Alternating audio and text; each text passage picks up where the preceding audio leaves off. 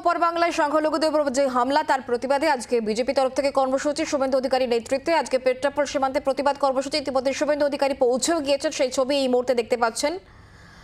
শুভেন্দু অধিকারী তিনি এই মুহূর্তে রয়েছেন পেট্রাপোল সীমান্তে। বাংলাদেশের সংখ্যালঘুদের উপর যে হামলা তারই প্রতিবাদ কর্মসূচি। আমরা কথা বলবো বিক্রম দাস এই মুহূর্তে আমাদের সঙ্গে রয়েছেন প্রতিনিধি। বিক্রম, কি ছবি দেখা যাচ্ছে এই মুহূর্তে পেট্রাপোল সীমান্তে? একেবারে তুমি এই মুহূর্তে দেখতে পাচ্ছ সরাসরি সেই ছবি। শুভেন্দু অধিকারী রাজ্যের বিধানসভার বিরোধী দলনেতা, তিনি কিন্তু পৌঁছে গিয়েছেন পেট্রাপোল সীমান্তে এবং এখানে একটি মঞ্চ তৈরি করা হয়েছে। মূলত হিন্দু জাগরণ মঞ্চ তাদের তরফ থেকে এই মঞ্চ তৈরি করা হয়েছে। সেখানে শুধুমাত্র শুভেন্দু অধিকারী নয়, এই সীমান্তবর্তী এলাকার দুই বিধায়ক, বিজেপি বিধায়ক, তারাও কিন্তু উপস্থিত হয়েছিলেন। প্রচুর মানুষজন ইতিমধ্যেই এসে পৌঁছেছেন। যেটা বক্তব্য শুভেন্দু অধিকারী এর আগেই আমরা জানি যে এই আজকের কর্মসূচির ডাক দিয়েছিলেন। এই মুহূর্তে শুভেন্দু অধিকারী বক্তব্য রাখছেন, সরাসরি শুনবো। নজর রাখো বিক্রম, ধন্যবাদ।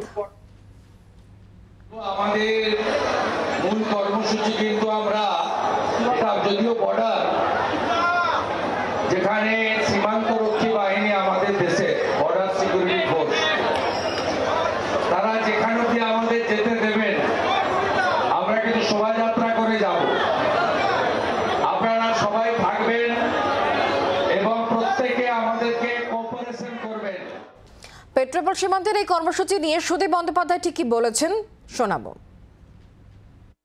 আপনি এর কোনো যথার্থ কারণ খুঁজে পান। এর অর্থ কি? ওরা দিল্লিতে এসে কেন্দ্রীয় সরকারের কাছে দাবি করুক যে বাংলাদেশ সম্পর্কে যথাযথ ব্যবস্থা নিন।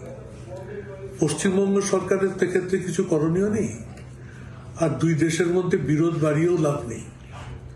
বন্ধুত্বপূর্ণ দেশ, এদের বন্ধুত্ব ফিরে আসে যাতে সেটাই চেষ্টা করা উচিত।